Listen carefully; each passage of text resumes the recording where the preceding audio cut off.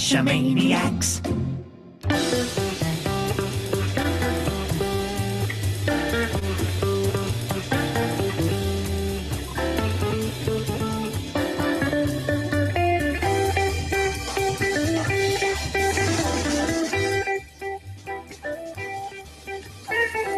GeoGearHeads. Welcome to episode 303 of the GeoGearHeads. This is going to be road caching number 14. Chris, you know, these are really popular, these road caching shows. They really are. But remember, don't pick up any caches on the road, kids. No. It's not like road apples. But you know what? We've got a guest with us we haven't had in quite a while. I am privileged to be able to welcome Monkey Brad to GeoGearHeads once again. Thank you so much for having me. It's a pleasure and an honor to be here again.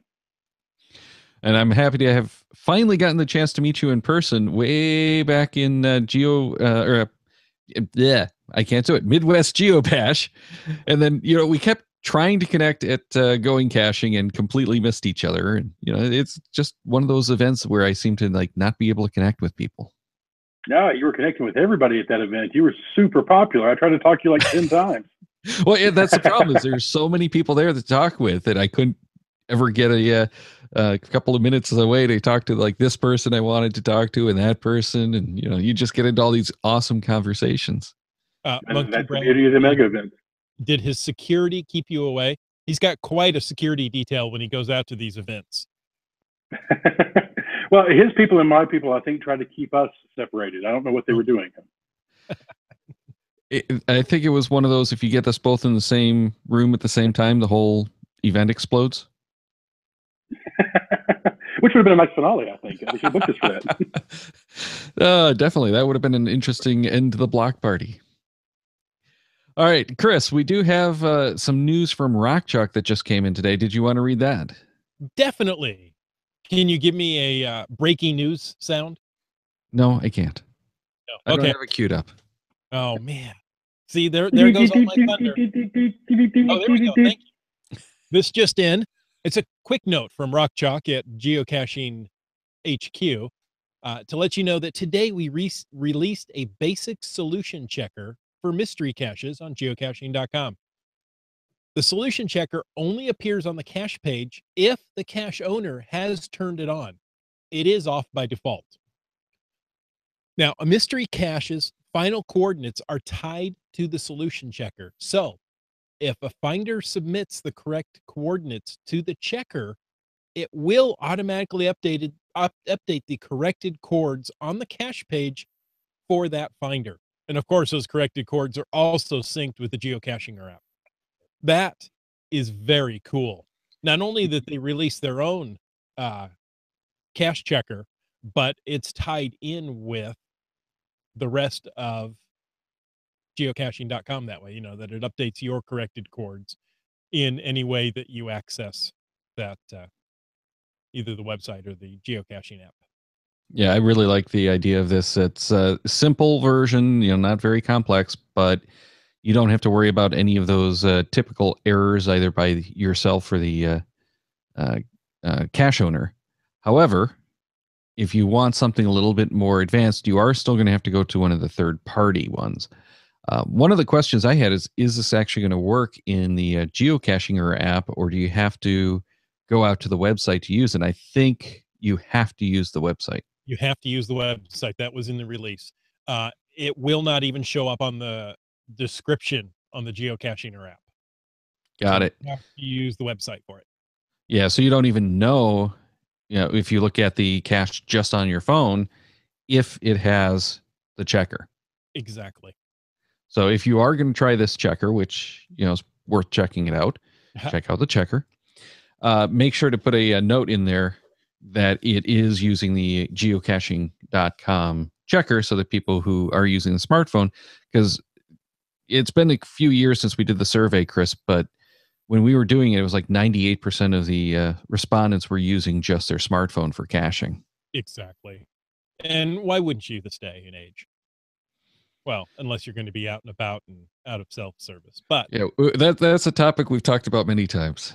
You know what? That's not what we're really talking about today, but it could be. We could change the entire topic. You don't know what we're going to talk about. We could change it right now. Now, well, we already announced that it was road caching. Oh yeah. And this one's going to be really unique because Monkey Brad was on the road for Captain Rodney's with that cool travel bug promotion. So first, why don't you tell us what that promo was all about? Well, it was kind of a funny thing because I've always kept like my business and my play very separate. You know, I've been geocaching for 14 years now, and nobody knew what I did. And we started talking to some friends at Geocaching HQ, and they were talking about the trackable promotions. And I said, that sounds absolutely awesome. And you guys realize that we're a small family business, right? We're not Geico, we're not Jeep, we're not. We don't have the deep pockets to do that sort of thing.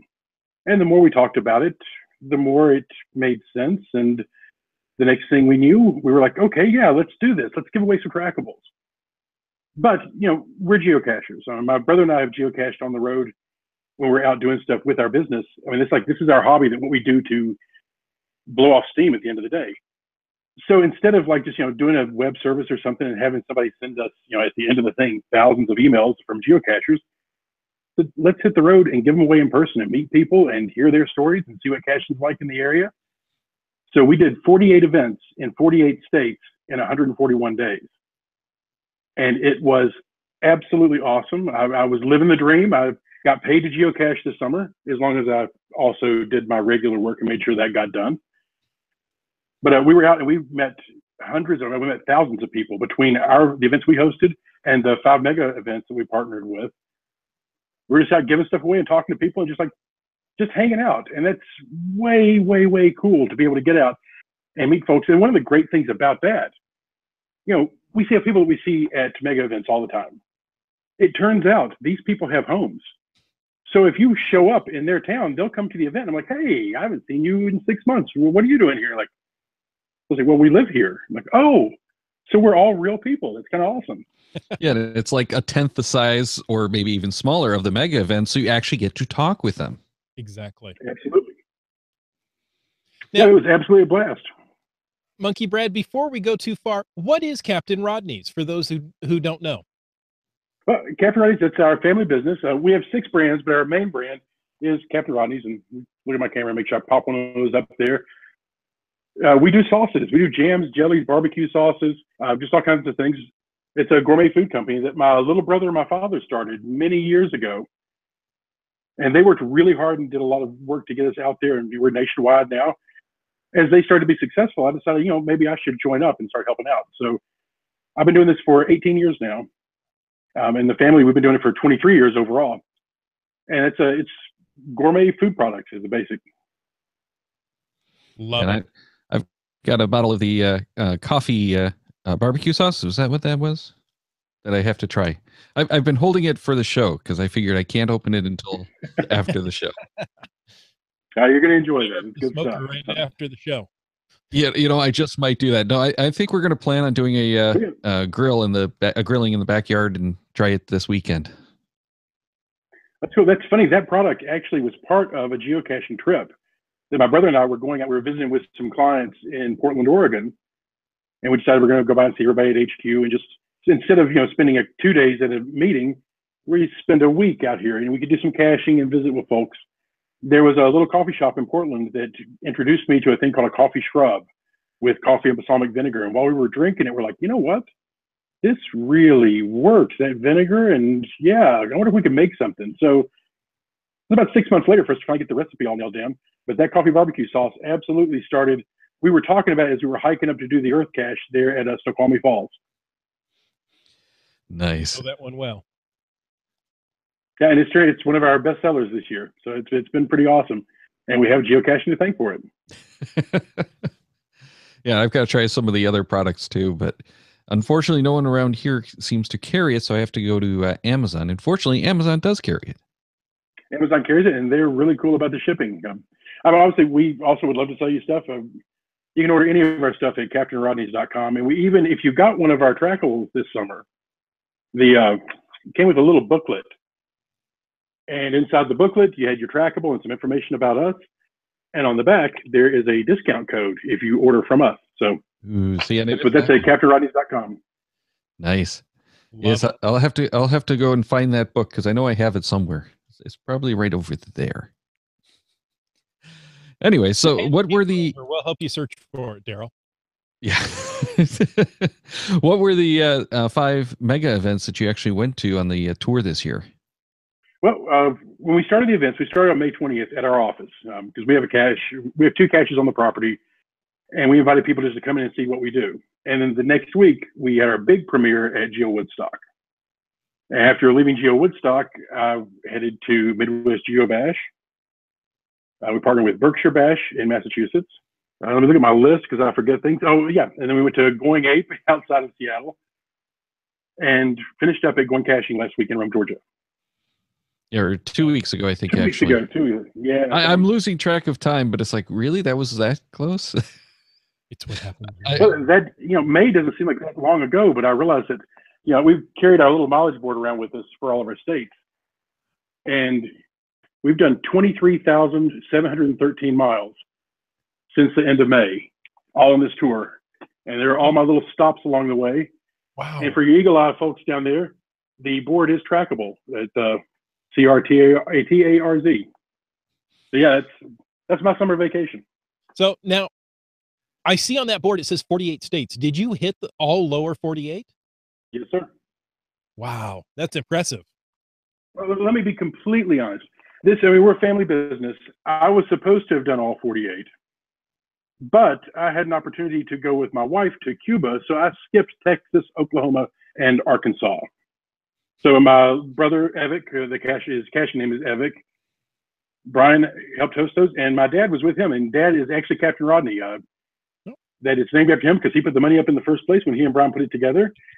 And Dad was an airline pilot, he retired pilot, so he's always Captain Rodney around. So when it was time to name the thing, they made it Captain Rodney's. And we grew up in the Caribbean, flying all over the place, so the pirate thing was a natural.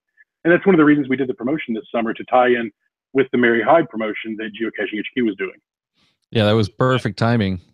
I think I got the email from geocaching.com within a couple of days of the announcement of the Mary Hyde promo. So it's like, gee, this is fortuitous. Yeah. Sometimes you get lucky with things like that. So you had all of those states that you've hit, not all 48. So that would be 45 states that you hit. What did you do about your actual caching as far as the gear and that kind of thing? Well, I mean, obviously, if we're going to hit these events, it was funny. I have all my stuff like this laying around here. Like, I want to show off some of the cool things we did.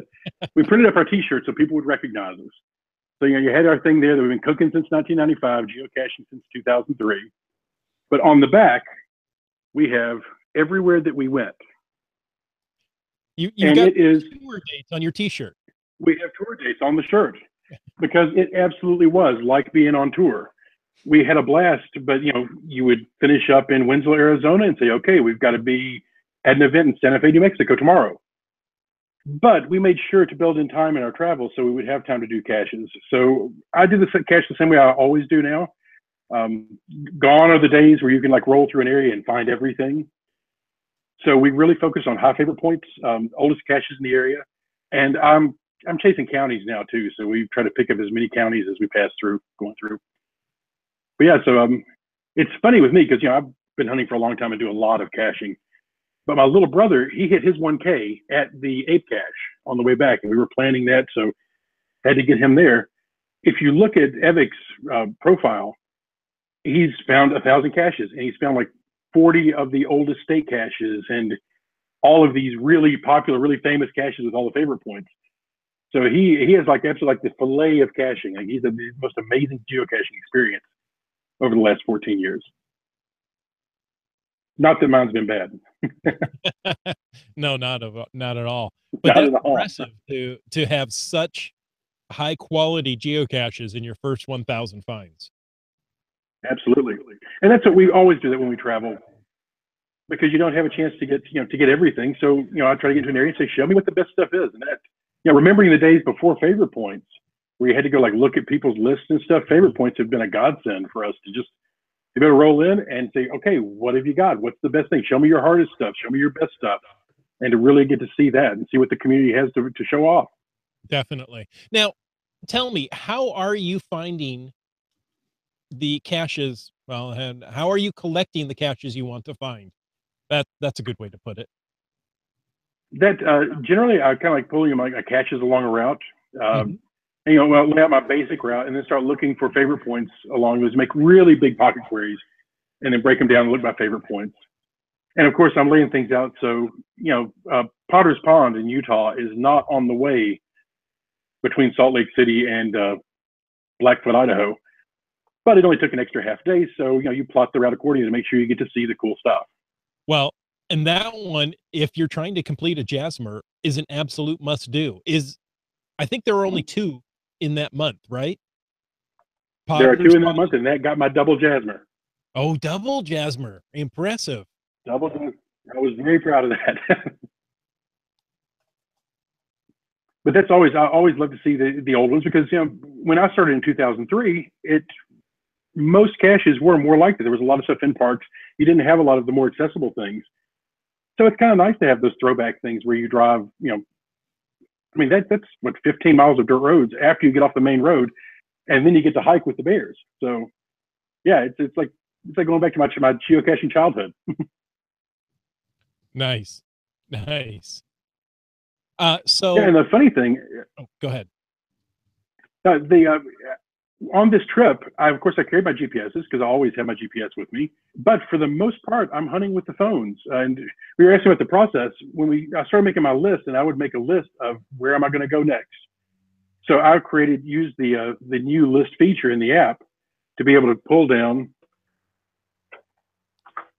And my phone's laying here somewhere going off. Sorry about that.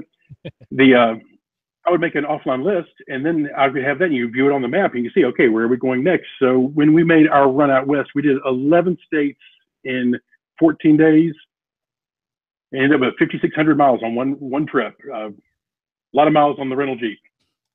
But on that, I had roughly 100 caches that were my absolute goal caches that we would hit over those 2 weeks. And then anything we found along the way, we use the app. We stop in the hotel and say, okay, what's nearby? What's near the restaurant we're going to tonight? Mm-hmm. But yeah, being able to create those lists and then be able to share that list with my brother and everything, that made it way easier. Oh, definitely. And really, you can use the phone like you used to use GPSR. You can grab those offline lists, mm-hmm. keep them on your phone, and head up. For instance, I just went up to Canada last weekend, and I didn't know exactly where I was caching. So I have large pocket queries set up for areas. Mm-hmm. I think I took 8,000 caches with me. 8,000 cache listings. If I'm near one, I can grab it. Mm-hmm.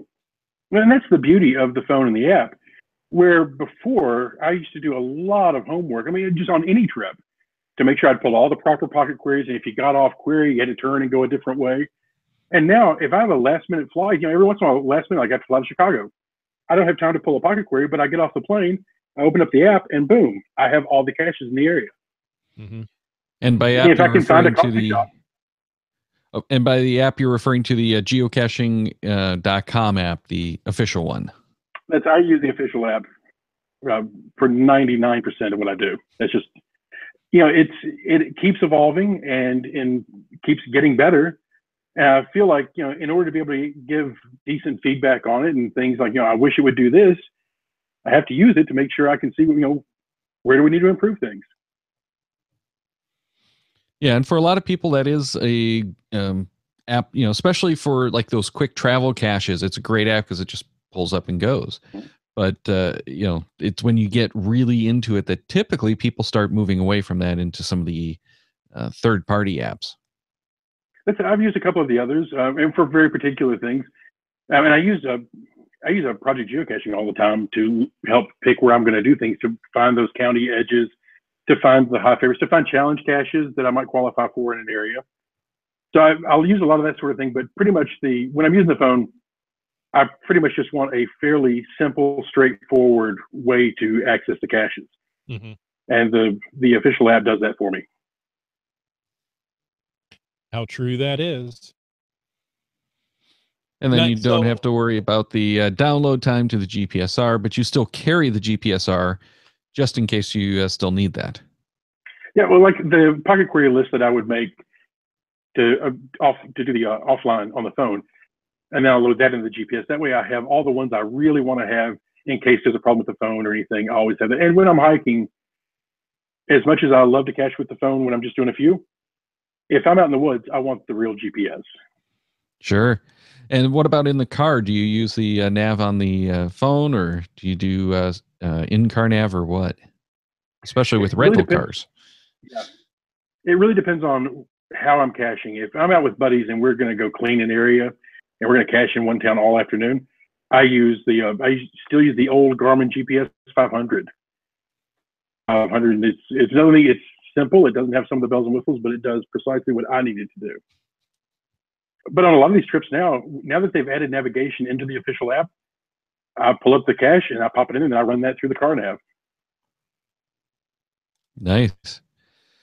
All right. So you've had a lot of states and a lot of stories, I'm sure. Any great experiences that you want to share with us? Oh, I mean, there are so many. I mean, it's a 6-hour podcast, right? Yes. So I'll just start at the beginning. Oh, yeah. Okay. No, I mean, number one, we'll go there. Right. Yeah, we figured we needed to allot you at least some time to talk about the experiences of it. Well, yeah, and that's the amazing thing. Like I say, we're a family business, and the entire family was involved in this. So on the trip after Geo Woodstock, my wife and son, my wife's cache name is Scoot the Frog, and my son's geocache name is Liam. So Liam and Laura and I, we ran up the Eastern Seaboard, and then we ran across the Midwest.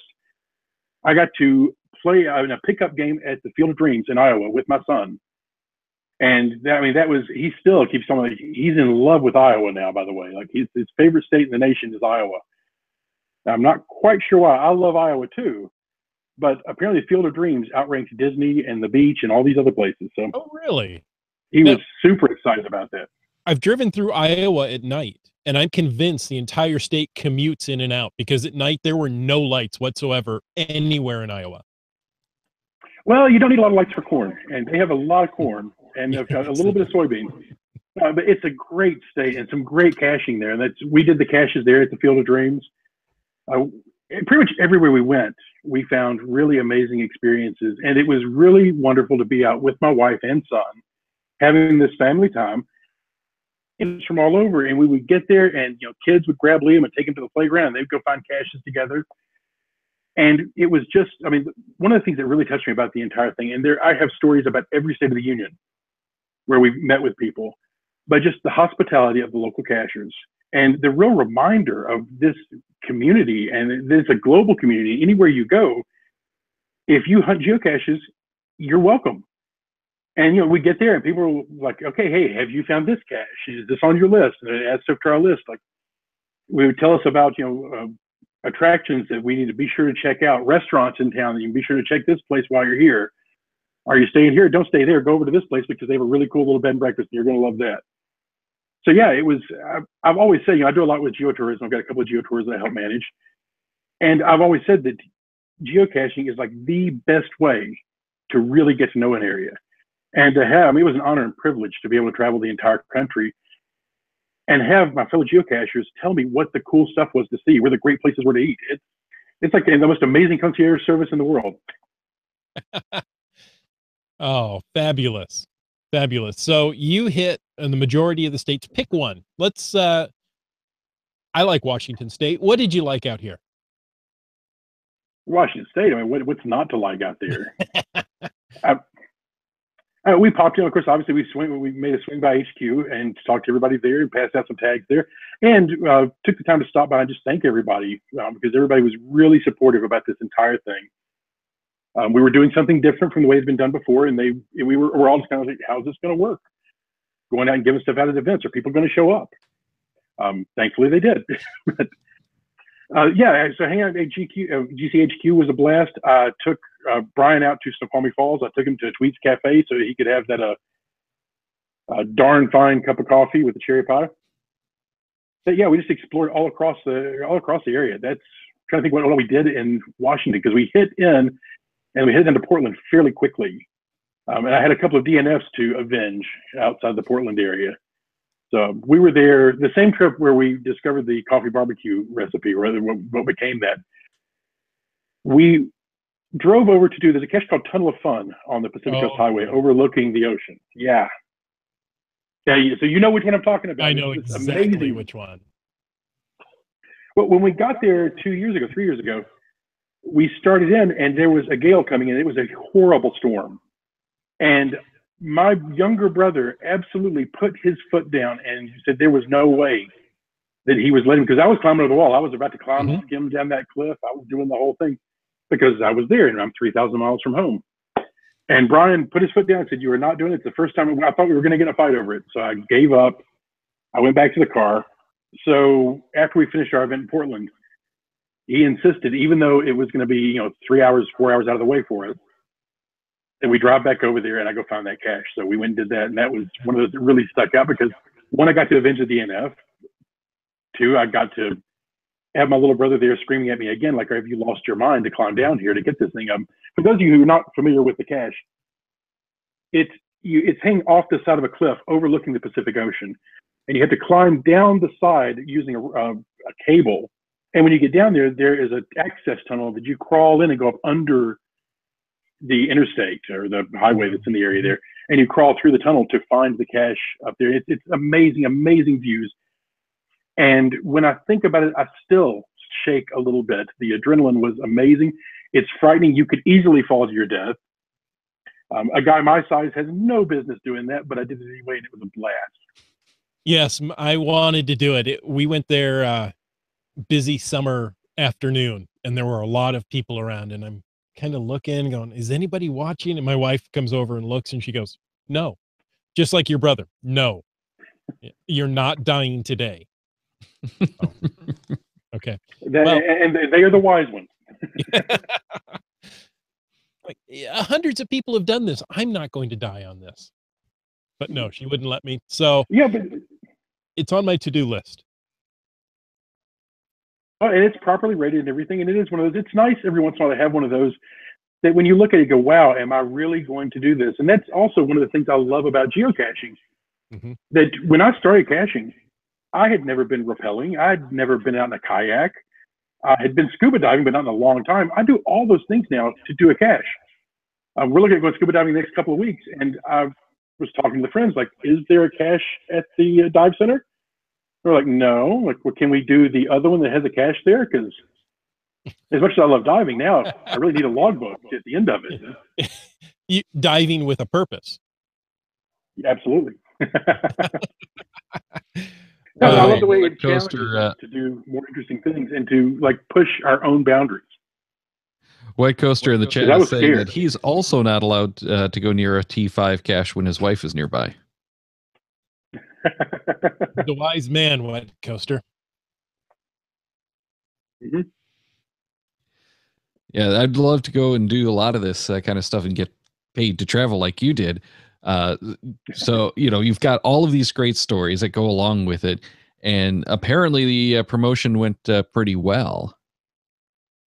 Yeah, it's been a blast. We've given away, given away a couple of thousand of these things. And we also, it's still going on. We are doing a contest as part of this for people to take pictures of the tags doing interesting geocaching things. So if you take a picture and then upload it to your social media with the hashtag caching with Captain Rodney's and hashtag contest, then I think October 30th is when that's over. And then on Halloween, we're going to sit around and everybody's going to look through and pick out 25 finalists. And then from there, our grand prize winner, and send out prizes all over the country. Very nice. And that's got to be a lot of fun looking at all of those photos too. Oh, it's absolutely wonderful. And to feel like in some way, because we wanted to do this as geocachers, that when we buy in and do this, that it helps promote our business. People know who we are now. That's really what we wanted, was brand awareness out of it. But above and beyond that, to help engage with the community that we're part of and to inspire people to go out and do some cool stuff. And some of the pictures that I've seen pop up already, it's amazing what people are doing. And we look at it and go "Hey, we were a part of that. We helped inspire that activity. That's awesome." Now, I have to ask, have you seen a boost in sales after this promotion? It's hard for me to say. I really don't know, because the way that we sell things, we sell mostly to distributors. So we don't know where things are a lot of times. So people ask me, where can I get in my area? I'm like, oh, I'm not quite sure. Let us try to look that up for you. Because we sell to big distributors and then they sell to smaller companies and to local stores and things. And we have definitely, business has been good this summer. I don't know if it was attributable to geocaching. I certainly hope so. But it's too early to really tell what those kind of metrics are. At most of the events, I would ask people, and I'm going to ask you guys, before this promotion, had you ever heard of Captain Rodney's? Nope. I get it. I mean, we're available in all 50 states, but and people who've tried it tend to really like it. But a lot of people haven't heard of us. Now, after this promotion, you guys have heard of Captain Rodney's, right? Oh, definitely. And in fact, Daryl has product You've right both heard of it. Precisely. So what I'm looking at is a 100% conversion rate. Our brand awareness thing, it's working, so people know who we are, and that's really all we wanted. It's not about getting more sales, although obviously I got that little boy Liam's got to go to college at some point. We got people here we have to keep on the payroll, and everybody wants to have a nice Christmas. But really more than that, we want to just engage with the community that's given so much to us and have a way to kind of give back something. Mm-hmm. Mm-hmm. Oh, I definitely agree. In fact, after the show, I'm going to go look at Amazon.com and get me some Captain Rodney's product because, I agree. I want to help out fellow geocachers in their business and, just to show that, hey, it's worthwhile. So, well, to give a shout out to one of the other promotionals, and the thing that really sold me on it, the 10 Cup Whiskey trackables that they did a couple of years ago. In all honesty, I'd never heard of 10 Cup Whiskey. I was not familiar with it at all. But because they supported geocaching, I went and bought a bottle just to try and see how it is. After that, I'm like, well, this is pretty good. I like this. So now, when it's appropriate for things like Midwest Geobash and things, I'll bring a bottle of 10 Cup Whiskey rather than a whiskey that I would have brought before because they support the game. And if they're supporting the game, I want to help support them. Exactly. Hey, it looks like we've lost Daryl. He's had some internet service provider issues this evening, but I just wanted to mention that we're still going on. We're still talking. I mean, I'm impressed that your team. Okay, so it's a team effort. You've hit all 48 states in the summer. That's impressive. 23,713 miles. Wow. So did you hit a cache in all 48 states, or you and your team? Absolutely, more than one. Oh, more than one. Okay, yeah, we were out there caching. That's nice. Yeah, it was funny as we were going through on the map. We had, because we started with an all-white map, and we color in the state in red every time we would hit it. And when we got near the end, people were asking. So I kept some of the ones close to home for the end, and people were surprised, like, "Oh, well, you haven't cached in Alabama before?" I'm like, "No, I've cached it. This is what we've done this summer. These are just the events." But yeah, we did not go to an event where it wasn't part of a caching trip. Okay. Nice. And that's one of the really wonderful things, is it's an opportunity to get out and see, like, not just around the country, there are different types of caches and different norms in areas. Mm-hmm.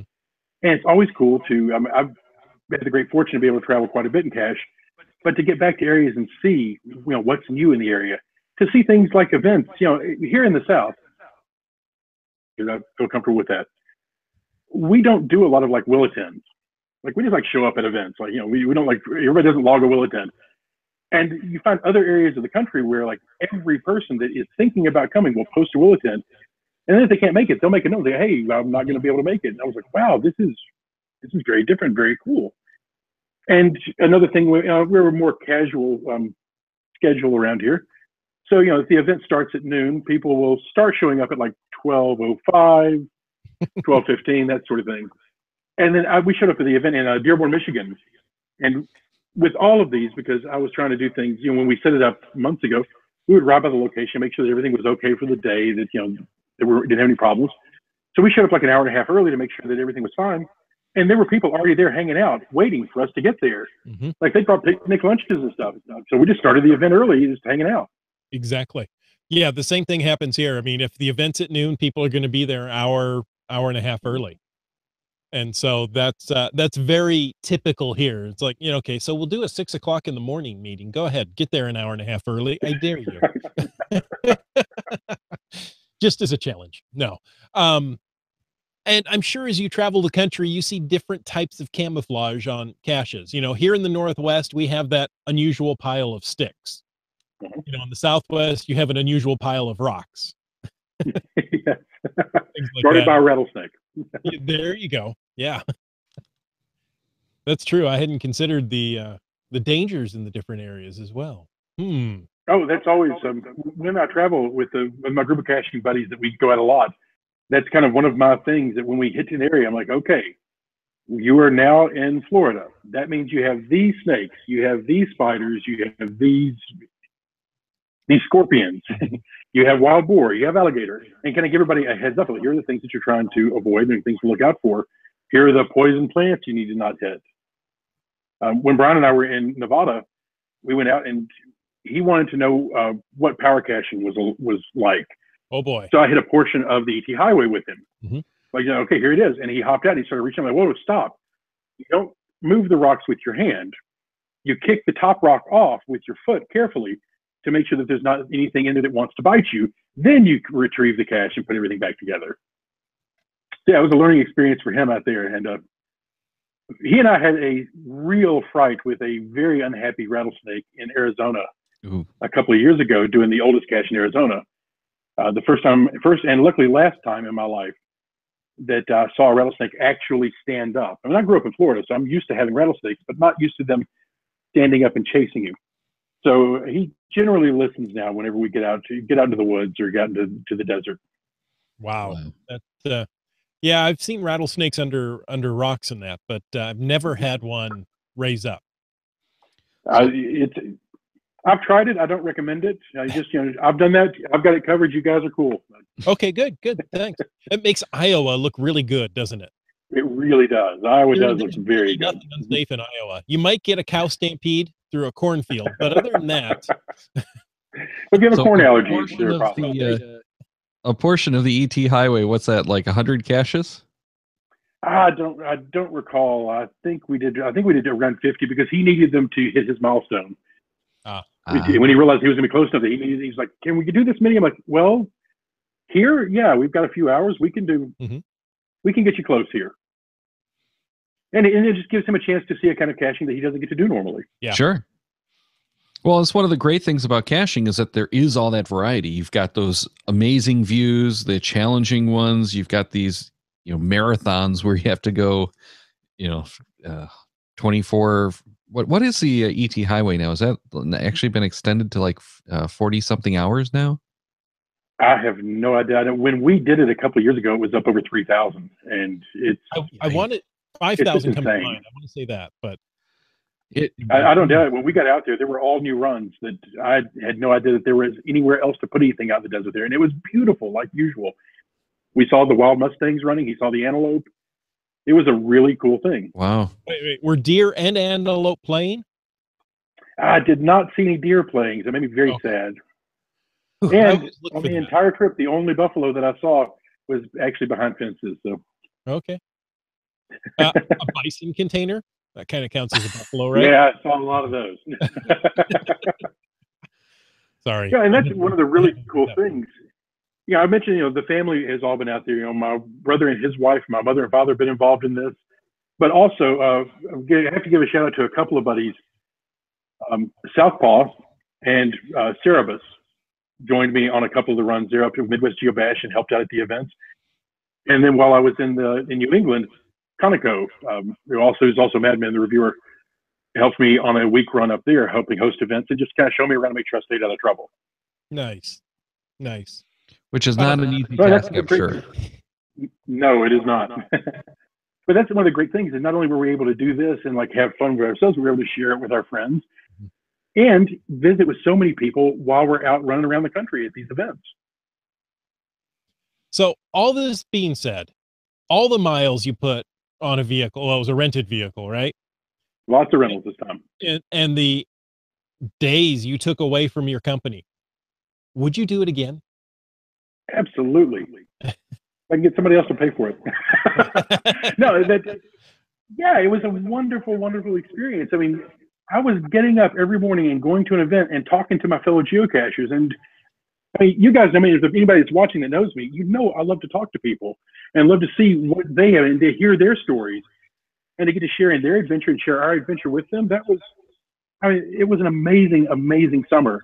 I would do it again in a heartbeat, and I would schedule more days off maybe this time and try to remember that while doing that, I would also have to do my regular work from the office. And, there were lots of times when it was like we're having these amazing adventures, and then we would stop and have to find a Starbucks so we could have Wi-Fi so I could log in and take care of some stuff at home.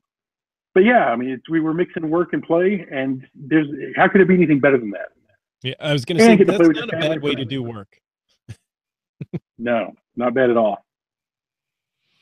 All right. Thanks for joining us and giving us some insight. Just real quick, where can people find you and Captain Rodney's? That me, there's no telling where you're going to find me. I'm taking the rest of the year off, but I'll be at mega events all next summer. I love to travel around and do all the caches. I will be at Geo Woodstock is the next big mega for me coming up. Well, that's now which is, no, I'm sorry, did I say mega? Yeah, you said mega. It's a giga. First U.S. giga event in Cincinnati, Ohio in May. And of course, I'll be back at Midwest Geo Bash like usual. I'm going to try to do Berkshire Bash again. Just get out there and try to be at Going Caching again. But try to get out there and see as many people as possible and play as much as possible, because that's what makes the work worth doing. As far as Captain Rodney's, you can always find us at CaptainRodneys.com. Get your pictures taken and get in for the contest, because we've got some cool prizes we're going to give away here at the end of the year. Another thing I would encourage everybody, if you're mildly interested in this, or like if you're looking for where to get it at home, find us on Facebook and like Captain Rodney's or follow Captain Rodney's on Facebook, because we have some of these tags left over, because I want to make sure I didn't run out completely. So I've got a handful left over, and I'm going to do what I've been doing all summer. And when I go find a cool cache or I'm passing through, I'm just going to stick an inactivated one in the cache and then post online. We'll post on Twitter and post on Facebook on our pages. Hey, here's one that's out there free and available for anybody that wants to go. And we did our 48 events, but we also had tags dropped in Alaska and Hawaii. So we covered all 50 states. And on those, we had some of our secret pirates out there helping us drop things off. And we posted that on Facebook so people could find them and track them down. Very cool. And we should note that it's not like you don't go caching and traveling normally. You still do a lot of that. So the area that's going to be covered is not all that small, even though the big promotion and the big tour is over. The big tour is over, but I'm headed to Virginia in a couple of weeks, and I'll be up. I'm thinking about doing the oldest cache in New Jersey, so I bet one gets dropped there sometime around Thanksgiving. And then, and we do trade shows, and that's when we started this whole thing. We do trade shows to help sell the product and to show people what we have and get out in the country. So we travel all over the country, and as soon as we're off that trade show floor, we go grab a quick bite to eat and go hit the cool caches in the area. So you can, on a normal year, I'll hit 20 states. So we'll be out there. That's impressive. In a normal year, I don't know if I hit 20 counties. Well, it can either be fun or it can be tedious. And we decided to make that life might as well be fun. So we go out and try to have as much fun as we possibly can. Exactly right. Well, Monkey Brad, thank you so much for joining us this evening. We really appreciate your time and your stories. And, we appreciate the fact that you're giving back to the game of geocaching. So for all geocachers, I say thank you. You're quite welcome. Thank you so much for the opportunity to be on the show tonight. And to all geocachers, thank you for coming out and seeing us and chasing us on this crazy adventure. And if you couldn't visit with us, just watching us online and stuff and giving us feedback, it has been absolutely awesome. We drop a quick teaser, because I mentioned we're coming out to the Giga at Geo Woodstock. We're working on something here at the office right now that we might have a new trackable thing that might be available only at the first US Giga. So, we'll see if we can get that put together, but I would count on something cool happening. Ooh, a Giga trackable. Chris, you really got to try to make it out there now. Plans are starting to come together. Oh, yeah? Yeah. Got to get that icon. Yeah. Yeah. Exactly. I still have to book the hotel, but we're making every effort to get down there this time. Mm-hmm. Except we just haven't booked the hotel. Daryl, there's no excuse for you. You're within driving distance. Yeah. It's only about 6-hour drive, I think. Yeah. I hear all the cool kids are going to be there. Yep. I love it. Hey, guys, if you love GeoGearHeads, Why don't you spread the word? You know, there's lots of different ways you could do it. You could take your favorite episode, perhaps it's this one with Monkey Brad and Captain Rodney's, record that onto a DVD, toss it into a cache, and let somebody else discover the magic that is Captain Rodney's or even GeoGearHeads. You know, take the episodes and share them on Facebook, Twitter, Instagram, wherever you do social media. And we have a bunch more shows coming up. Next week is going to be geocaching.com guidelines episode 4. And that's going to be with Rock Chalk. And I know everyone wants to know what the scoop is with the changes in the guidelines. And there's been changes since the most recent changes, essentially.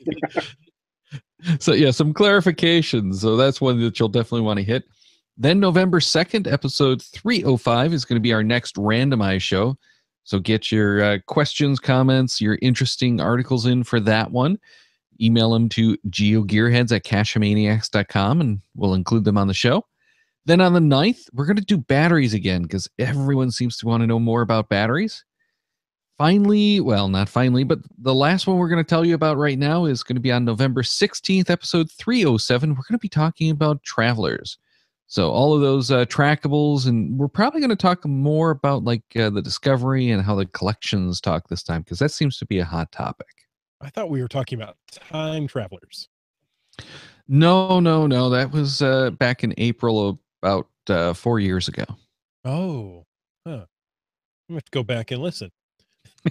Until then, though, you can go check out the Cachemaniacs website at cachemaniacs.com for more on the GeoGearHeads, including show notes from this and all of our episodes. We absolutely love hearing from our listeners. So leave us feedback by emailing geogearheads@cachemaniacs.com or through the many channels of social media. Your support helps keep the Cachemaniac shows coming. Please consider becoming a patron through the link on our website to support the Cachemaniac shows. GeoGearHeads is produced by Chris Umfenauer and Daryl Wattenberg. This show's copyright 2017 by Daryl Wattenberg, all rights reserved.